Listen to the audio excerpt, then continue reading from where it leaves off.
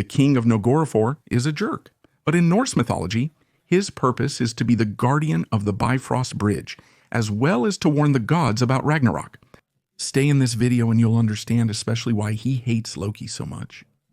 Of course, there will be spoilers here.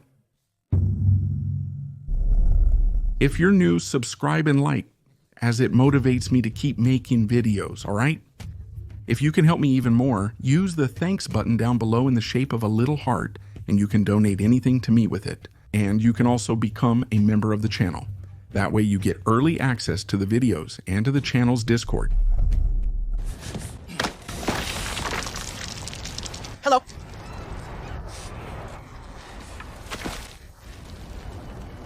So, which part of the giant wall made you think? Ah, they must want visitors. No one knows exactly what the name Heimdall means. It was probably formed by combining the words for world and radiant or bright. So a more accurate translation would probably be bright world, or the one who illuminates the world. But another name for him could also be Halinskid, which would translate to Oxifrudo, which isn't really a very good translation to have as a name, right? This other name of his appears in some epithets, and it's probably motivated by his connection with rams. He also has a third name, which would be Gulintani, which translates to something like the one who has golden teeth, or simply golden teeth, which is clearly a reference to his teeth, which are all golden, right? In the game, they adopted this. There's a scene, which I won't specify, where you can clearly see all his golden teeth. He's also known as the White God, which means that he is someone good. But in God of War, from what we've seen, it's different, isn't it?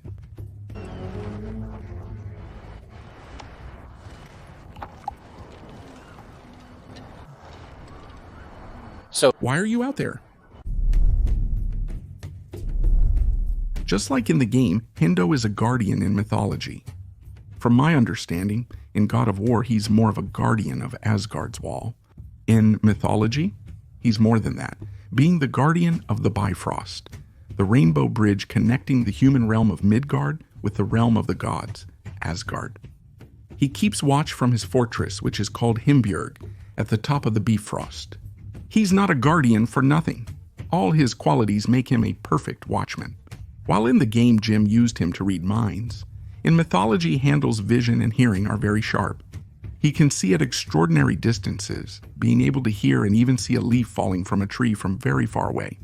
He can hear a sheep's wool growing and doesn't need to sleep, staying alert at all times.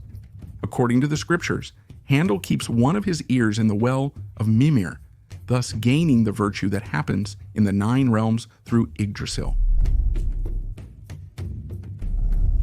Besides these super senses, he has the power of the sea and the earth.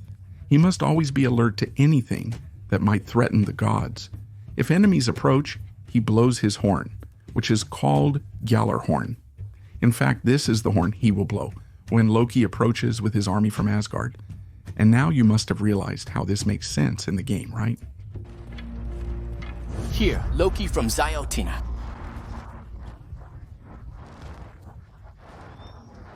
According to some scholars, Heimdall belonged to the family of the Aesir gods, being the son of Odin, whom they called the White God. As I already mentioned, this white would be an allusion to righteousness, but also to beauty. And you remember he had a mount in the game, right?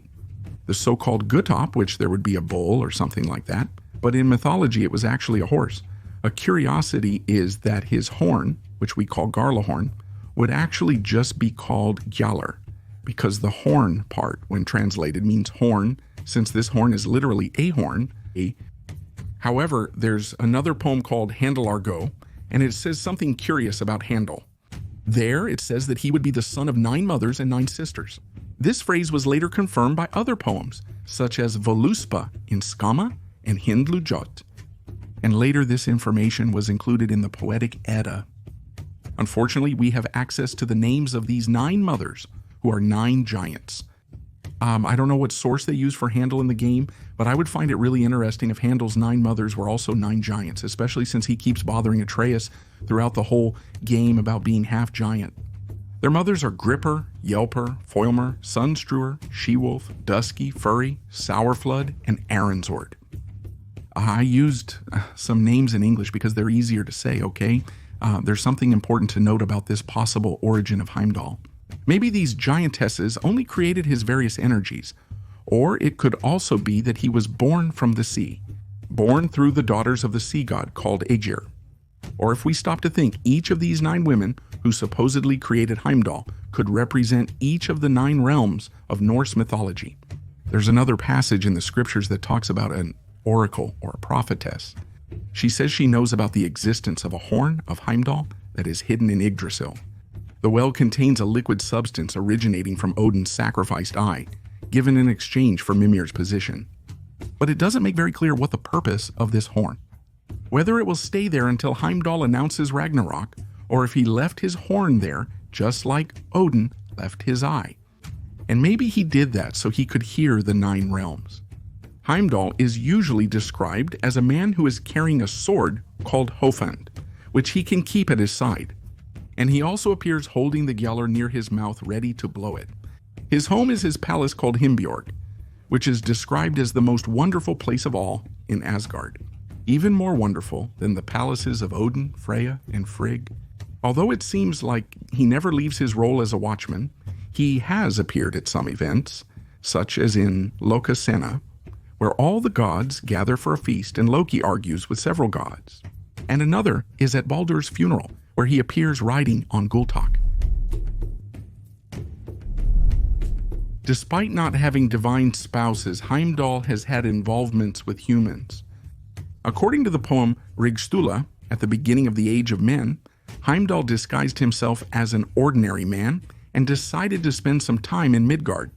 And during his adventures, he spent some time in the house of 3 families.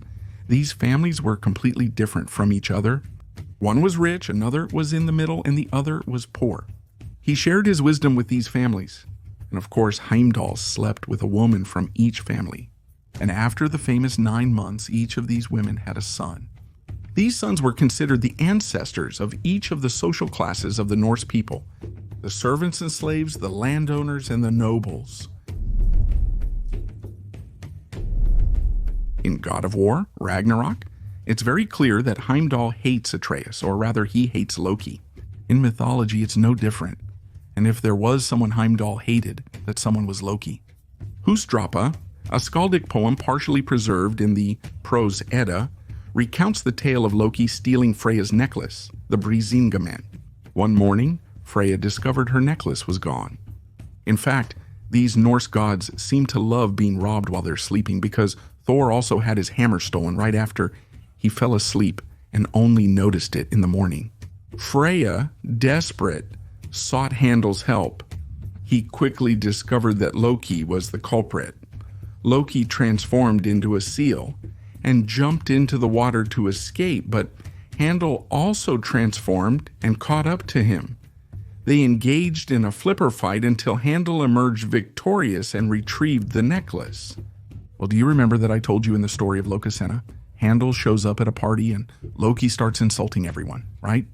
The party was thrown by Aegir, the god of the seas. At the party, an intoxicated Loki appears unexpectedly and begins insulting all the present gods. And almost everyone was there, just 1 or 2 weren't.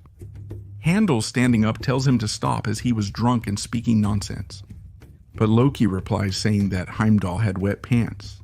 Heimdall was a servant of the gods. The differences between Heimdall and Loki would be settled during Ragnarok.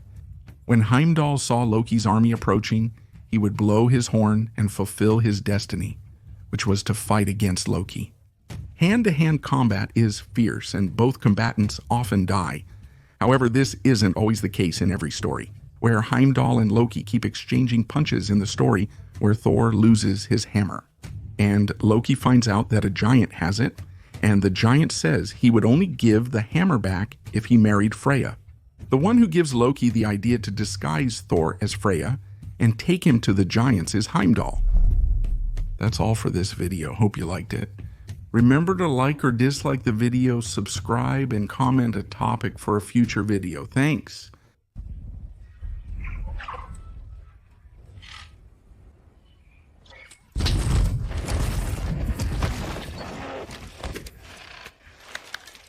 Hey, metalhead, I brought a training dummy.